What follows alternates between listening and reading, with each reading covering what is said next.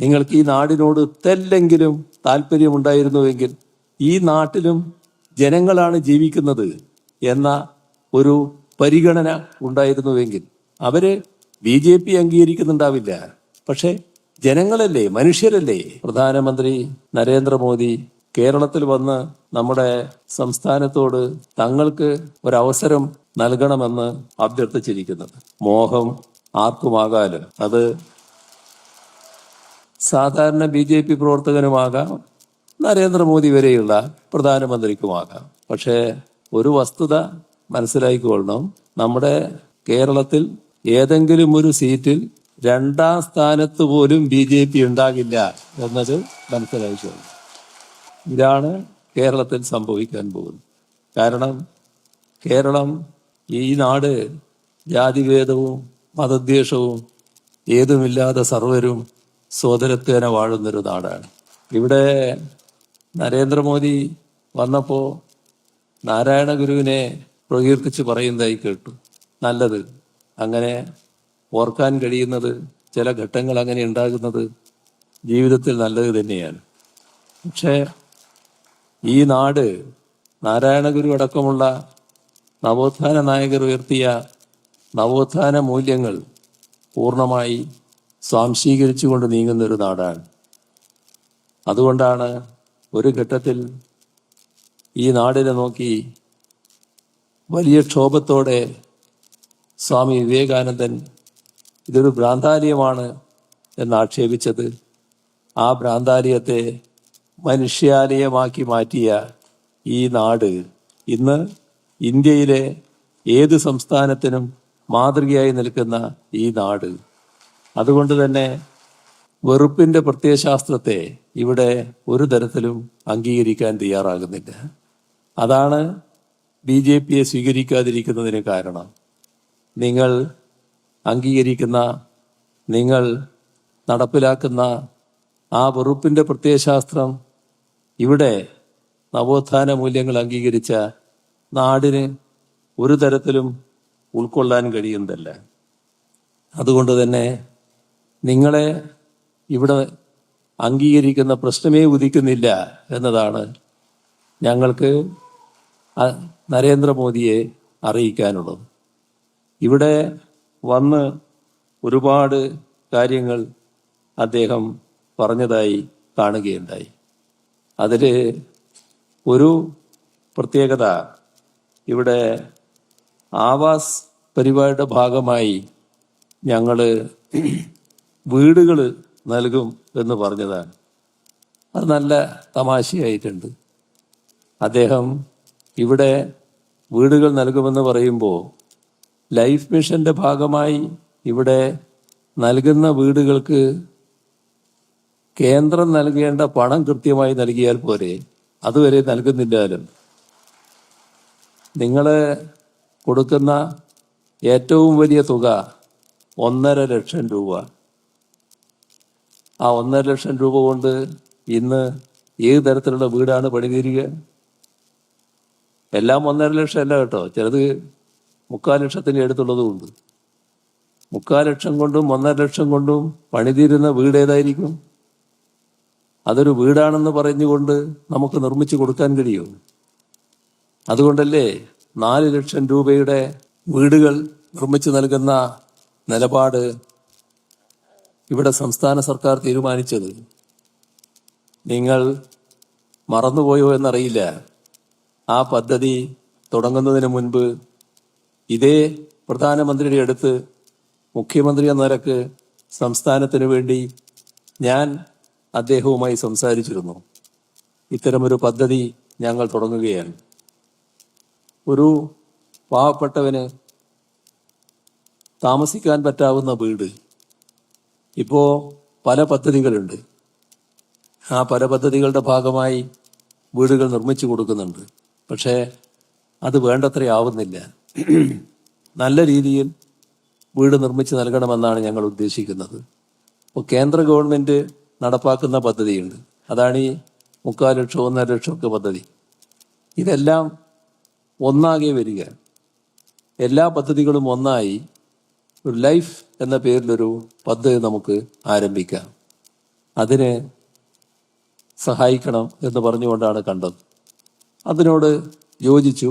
അങ്ങനെ അവരുടെ കേന്ദ്ര ഗവൺമെൻറ്റിൻ്റെ സഹായത്തോടെ നടപ്പാക്കുന്ന കാര്യങ്ങളും ലൈഫിൻ്റെ ഭാഗമായി നടപ്പാക്കാൻ നടപടികളെടുത്തു. ഇപ്പോൾ എന്താ സ്ഥിതി?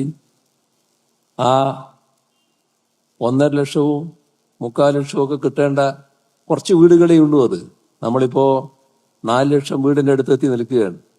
ആകെ കൊടുത്ത പൂർത്തിയാക്കിയ വീട് അതിൽ ചെറിയൊരു ഭാഗമാണ് ഈ പറയുന്ന ഇനത്തിലുള്ളത്. ആ വീടുകൾ നിർമ്മിച്ച് കൊടുത്ത വകയുള്ള പണം നമുക്ക് കിട്ടാനുണ്ട്. ആ പണം നൽകാൻ തയ്യാറല്ല. ഇപ്പോഴാണെങ്കിൽ പുതിയ വീടുകൾക്ക് ഞങ്ങൾ സഹായിക്കില്ല എന്ന നിലപാട് സ്വീകരിച്ചു പോവുകയാണ്. എന്താണ് അങ്ങനെയൊരു നിലപാട് സ്വീകരിക്കാൻ കാരണം? കേന്ദ്രം വെച്ച ഒരു നിർദ്ദേശം ഈ വീടുകൾക്ക് മുന്നിൽ ഒരു ലോഗോ പതിക്കണം. സംസ്ഥാന സർക്കാർ പറഞ്ഞു അത് സാധ്യമല്ല. കാരണം ഈ പറഞ്ഞ 2.5 ലക്ഷവും 3.25 ലക്ഷവും ഒക്കെ ചെലവിട്ട് സംസ്ഥാന ഗവൺമെൻറ് പൂർത്തിയാക്കുന്ന 4 ലക്ഷത്തിൻ്റെ ബാക്കി കേന്ദ്ര ഗവൺമെൻറ് നൽകുന്നതിൻ്റെ ബാക്കി കേന്ദ്ര ഗവൺമെൻറ് നൽകുന്നത് കുറച്ച് വീടുകൾ മാത്രമാണ്. ബാക്കി ലക്ഷക്കണക്കിന് വീട് സംസ്ഥാന ഗവൺമെൻറ്റും തദ്ദേശഭരണ സ്ഥാപനങ്ങളും എല്ലാം കൂടി പൂർണ്ണമായി 4 ലക്ഷം ചെലവിടുകയാണ്. ആ വീടുകളുടെ മുന്നിൽ ഒരു പരസ്യപ്പലക വെക്കാൻ പറ്റില്ല. ഇവിടെ നമ്മൾ കാണേണ്ടത്, ഞങ്ങളിതിൽ ഒരു തരത്തിലുള്ള പരസ്യവും വെക്കാൻ തയ്യാറല്ല. ഒരു ലോഗോവും ഇതിൻ്റെ മുന്നിൽ ഞങ്ങൾ വെക്കുന്നില്ല. കാരണം ഇത് അവരുടെ വീടാണ്. ആ ചെന്ന് കയറുന്ന ആ വീട്ടിൻ്റെ ഉടമയുടെയും വീട്ടിലെ അംഗങ്ങളുടെയും സ്വന്തം വീടാണ്. അവരുടെ ആത്മാഭിമാനത്തെ ചോദ്യം ചെയ്യുന്ന ഒരു നടപടിക്കും ഞങ്ങളില്ല. ഞങ്ങൾക്കത് സാധിക്കില്ല. അവർക്ക് സ്വന്തം വീടെന്ന നിലക്ക് അവിടെ താമസിക്കാവുന്നതാണ്. പൂർണ്ണമായും അവർക്ക് അവകാശപ്പെട്ടതാണ്. ഇത് തങ്ങളുടേതല്ല മറ്റാരുടേതുമാണ് എന്ന് പറയത്തക്ക രീതിയിലുള്ള ഒരു ബോർഡും അവിടെ സ്ഥാപിക്കില്ല എന്ന് ഞങ്ങൾ കൃത്യമായി പറഞ്ഞു. അതിനോടുള്ള പ്രതികരണമായിട്ടാണ് ഇത് തടയുന്ന നിലയെടുത്തത്. അപ്പോൾ പ്രധാനമന്ത്രി ചെയ്യേണ്ടത് ആ വിലക്ക് ആദ്യം മാറ്റുക. ഇവിടെ സംസ്ഥാനം സ്വീകരിക്കുന്ന നിലപാട് ശരിയാണ്. മനുഷ്യൻ്റെ ആത്മാഭിമാനത്തെ ചോദ്യം ചെയ്യുന്ന ഒരു നടപടിയും സ്വീകരിക്കാൻ പാടില്ല എന്നതിനോട് ഞങ്ങൾക്കും യോജിപ്പാണ് എന്ന് പരസ്യമായി പറയാൻ തയ്യാറാവുക. എന്നിട്ട് ആ പരിപാടിയെ സഹായിക്കാൻ തയ്യാറാവുക. അതാണ് യഥാർത്ഥത്തിൽ വേണ്ടത്. നിങ്ങൾ ഈ പരിപാടി അല്ലാതെ സ്വന്തമായി നിങ്ങളുടെ പരിപാടി നടപ്പാക്കാൻ പുറപ്പെടുക എന്ന് പറയുമ്പോൾ അത് കേരളത്തിൽ ഇന്നത്തെ സാഹചര്യത്തിൽ താമസിക്കാൻ പറ്റുന്ന ഒരു വീടല്ല നിർമ്മിച്ച് നൽകുന്ന നിലയുണ്ടാവുക. അതാണ് ഇതിൻ്റെ ഭാഗമായി കാണേണ്ട വസ്തുത. അതേപോലെ തന്നെ ആയുഷ്മാൻ ഭാരത് പദ്ധതി, അതിനെക്കുറിച്ച് വലിയ തോതിൽ അദ്ദേഹം പറയുന്നതായി കേൾക്കുകയുണ്ടായി. ആയുഷ്മാൻ ഭാരത് പദ്ധതി നമ്മുടെ സംസ്ഥാനത്ത് നടപ്പാക്കുന്ന ഒരു പദ്ധതി തന്നെയാണ്. അതിൽ 23 ലക്ഷം ഗുണഭോക്താക്കൾക്കാണ് അതിൻ്റെ ഭാഗമായുള്ള സഹായം ഇവിടെ ലഭിക്കുന്നത് എന്നാണ് കാണേണ്ടത്. നമ്മുടെ സംസ്ഥാനത്ത് വലിയ രീതിയിലുള്ള ഇടപെടലാണ് ആരോഗ്യരംഗത്ത് സർക്കാർ നടത്തിക്കൊണ്ടിരിക്കുന്നത്. അതിൻ്റെ പൂർണ്ണമായ വിശദാംശങ്ങളിലേക്ക് ഞാനിപ്പോൾ കടക്കുന്നില്ല.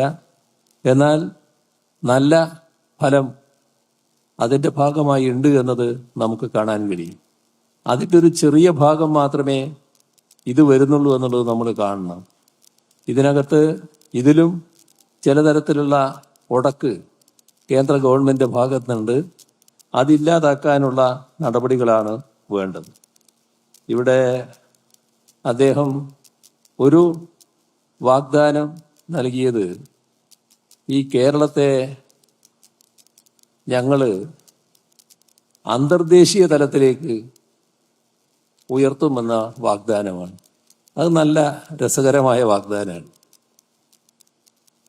ഇന്നുള്ള കേരളം നമ്മുടെ രാജ്യത്തും ലോകത്തും വലിയ തോതിൽ യശസ് നേടിയ ഒരു സംസ്ഥാനമെന്ന നിലക്കാണ് പ്രവർത്തിച്ചുകൊണ്ടിരിക്കുന്നത്. അത് ഇവിടുത്തെ പ്രത്യേകമായ ഇടപെടലിൻ്റെ ഭാഗമായിട്ട് തന്നെയുള്ളതാണ്. നമ്മുടെ പൊതുവിദ്യാഭ്യാസ മേഖല, നമ്മുടെ ആരോഗ്യ മേഖല, ഈ രംഗങ്ങളിലെല്ലാം നാം നേടിയിട്ടുള്ള മികവ് നമ്മുടെ പൊതുവായ ജീവിത നിലവാരം, നമ്മുടെ ആരോഗ്യ സൂചികകൾ, ഇതൊക്കെ നമ്മുടെ രാജ്യത്തെ ഏതെങ്കിലും സംസ്ഥാനവുമായി താരതമ്യപ്പെടുത്താൻ കഴിയില്ല. ലോകത്ത് വികസിത രാഷ്ട്രങ്ങളോട് കിടപിടിക്കുന്ന ഒരു സംസ്ഥാനമായിട്ടാണ് കേരളം നിൽക്കുന്നത്. ആ കേരളത്തെ നിങ്ങൾ ഏത് തലത്തിലേക്ക് ഉയർത്തുമെന്നാണ് പറയുന്നത്? UPയുടെ തലത്തിലേക്ക് ഉയർത്തുമെന്നാണോ? എല്ലാവർക്കും എല്ലാം അറിയാവുന്നതല്ലേ. ആ നാട്ടിൽ വന്നിട്ട് ഇതുപോലെ പരിഹാസ്യമായ ഒരു വാദം അവതരിപ്പിക്കാൻ പാടുണ്ടായിരുന്നു. നമ്മുടെ രാജ്യത്തിൻ്റെ പ്രധാനമന്ത്രി ഇത്തരം ഒരു കാര്യത്തിൽ തെരഞ്ഞെടുപ്പ് ആവശ്യത്തിന് വേണ്ടി സംസാരിക്കുന്നതാണെങ്കിലും ആ ഒരു കേൾക്കുന്നവർക്ക് ശരിയാണ് പറഞ്ഞത് എന്ന് തോന്നണ്ടേ? ഇതതാണോ തോന്നുന്നത്? എന്താ ഇങ്ങനെ പറഞ്ഞത് എന്നല്ലേ ആലോചന വരും. അങ്ങനൊരു അവസ്ഥ ഉണ്ടാക്കേണ്ട കാര്യമുണ്ടോ?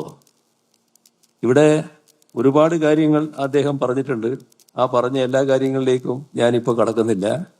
ഞങ്ങള് നവകേരളം എന്നത് നാടിന് മുന്നിൽ ഉയർത്തിയിട്ടുണ്ട്. എന്ത് സഹായമാണ് കേന്ദ്ര ഗവൺമെന്റ് എന്ന നിലക്ക് ചെയ്തത്? ഈ നാട് തകരുന്നതിന് എന്തെല്ലാം ചെയ്യാൻ പറ്റുമോ അതെല്ലാം ചെയ്തതല്ലേ കഴിഞ്ഞ 7 വർഷത്തെ ഞങ്ങൾക്ക് അനുഭവിക്കേണ്ടി വന്ന അനുഭവം? നിങ്ങളിൽ നിന്നല്ലേ ആ അനുഭവം ഉണ്ടായത്? നിങ്ങൾ ഇവിടെ വന്ന് ഞങ്ങളെ ഈ സംസ്ഥാനത്തെ അന്താരാഷ്ട്ര തലത്തിലേക്ക് ഉയർത്തും എന്ന് പറയുമ്പോൾ ഈ നാടിനെ തകർത്തെറിഞ്ഞ പ്രകൃതി ദുരന്തങ്ങൾ, ആ ഘട്ടത്തിൽ നിങ്ങൾ സ്വീകരിച്ച സമീപനം, മാരക രോഗങ്ങൾ വലിയ തോതിൽ ആപത്ത് വിതക്കുമ്പോൾ ലോകത്താകെ കോവിഡ് മഹാമാരി, ആ ഘട്ടത്തിൽ നിങ്ങൾ സ്വീകരിച്ച സമീപനം എല്ലാം നാട്ടുകാർക്ക് അറിയാവുന്നതല്ലേ. ഈ നാട് തകർന്നടിഞ്ഞു പോകുമെന്ന് ആശങ്കപ്പെട്ട, ഈ നാടിനെ അറിയാവുന്ന നമ്മുടെ രാജ്യമല്ലാത്ത മറ്റു രാജ്യങ്ങൾ ഈ നാടിനോടൊപ്പം നിൽക്കാൻ പ്രകടിപ്പിച്ച വികാരം, അത് ഉൾക്കൊള്ളാൻ നിങ്ങൾക്ക് കഴിഞ്ഞോ? ആ കാലത്ത് നിങ്ങൾ ആ സഹായം പോലും തള്ളിയില്ലേ? ഞങ്ങളൊരു സഹായവും സ്വീകരിക്കില്ല എന്ന് പറഞ്ഞില്ലേ? ഏത് വികാരമായിരുന്നു അത്? എന്താണ് അതിൻ്റെ പിന്നിലുണ്ടായത്? നിങ്ങൾക്ക് ഈ നാടിനോട് തെല്ലെങ്കിലും താല്പര്യമുണ്ടായിരുന്നുവെങ്കിൽ, ഈ നാട്ടിലും ജനങ്ങളാണ് ജീവിക്കുന്നത് എന്ന ഒരു പരിഗണന ഉണ്ടായിരുന്നുവെങ്കിൽ, അവര് BJP അംഗീകരിക്കുന്നുണ്ടാവില്ല, പക്ഷെ ജനങ്ങളല്ലേ, മനുഷ്യരല്ലേ, ആ പരിഗണന നിങ്ങൾ നൽകേണ്ടതായിരുന്നില്ലേ? ഒരു നാടിനെ തകർന്നടിഞ്ഞു പോകട്ടെ എന്ന നിലയിൽ വിടാൻ പാടുണ്ടായിരുന്നോ? അതല്ലേ നിങ്ങൾ ചെയ്തത്? ഞങ്ങൾ നിങ്ങളോട് സഹായം ചോദിച്ചു. ഞങ്ങൾ ചോദിച്ച സഹായം ഔദാര്യമല്ല, ഈ രാജ്യത്തിൻ്റെ ഭാഗമായ ഒരു സംസ്ഥാനം എന്ന നിലക്ക് അവകാശപ്പെട്ട കാര്യങ്ങൾക്കാണ് ഞങ്ങൾ ചോദിച്ചത്. അതാണ് മനസ്സിലാക്കേണ്ടത്. പക്ഷേ നിങ്ങളതിൽ തീർത്തും നിഷേധാത്മക നിലപാടാണ് സ്വീകരിച്ചത്. ഞങ്ങളന്ന് പറഞ്ഞു, ഇതൊരു ദുരിതകാലമാണ്, വലിയ പ്രതിസന്ധികളുടെ കാലമാണ്, പക്ഷേ തലയിൽ കയ്യും വെച്ച് കരഞ്ഞിരിക്കാനല്ല നാം നിശ്ചയിച്ചിട്ടുള്ളത്. നമുക്കിത് അതിജീവിച്ചേ പറ്റൂ, അതിജീവിക്കണം. ഈ നാടും നാട്ടുകാരും എല്ലാം ഒന്നിച്ചണിനിരന്നില്ലേ? അതല്ലേ ഈ നാടിന്റെ പ്രത്യേകത, ഈ ജനങ്ങളുടെ പ്രത്യേകത. അങ്ങനെയല്ലേ ഞങ്ങൾ അതിജീവിച്ചത്. ലോകം അത്ഭുതാതരങ്ങളോടെയല്ലേ നോക്കിക്കണ്ടത്. എങ്ങനെ ഈ കൊച്ചു നാടിന് ഇത്തര മഹത്തരമായ രീതിയിൽ അതിജീവിക്കാൻ കഴിഞ്ഞു എന്നല്ലേ ആശ്ചര്യപ്പെട്ടത്. പോട്ടെ, ഞാൻ അതിൻ്റെ മറ്റു വിശദാംശങ്ങളിലേക്കൊന്നും കടക്കുന്നില്ല. അദ്ദേഹം പറഞ്ഞ മറ്റു കുറേ കാര്യങ്ങളുണ്ട്, അതിലേക്കും ഇപ്പൊ ഞാൻ വിശദമായിട്ട് പോകുന്നില്ല. അപ്പോ ഇത്തരത്തിലുള്ള ചില രീതികൾ കൊണ്ട് പണ്ട് അദ്ദേഹം പറയുന്ന ഈ രാമായണത്തിലെ മാരീചനില്ലേ, ആ മാരീച വേഷത്തിൽ വന്ന് കേരളത്തെ വല്ലാതെ അങ്ങ് മോഹിപ്പിച്ചു കളയാം എന്ന് തെറ്റിദ്ധരിക്കരുത്. എല്ലാം മനസ്സിലാക്കാൻ ത്രാണിയുള്ളവരാണ് കേരളീയർ. അത് കൂടുതൽ നിങ്ങളെ ഒറ്റപ്പെടുത്തുക മാത്രമേ ചെയ്യൂ. നിങ്ങളുടെ ഉദ്ദേശം എന്താണെന്ന് നല്ലതുപോലെ ജനങ്ങൾക്ക് തിരിച്ചറിയാൻ സാധിക്കും.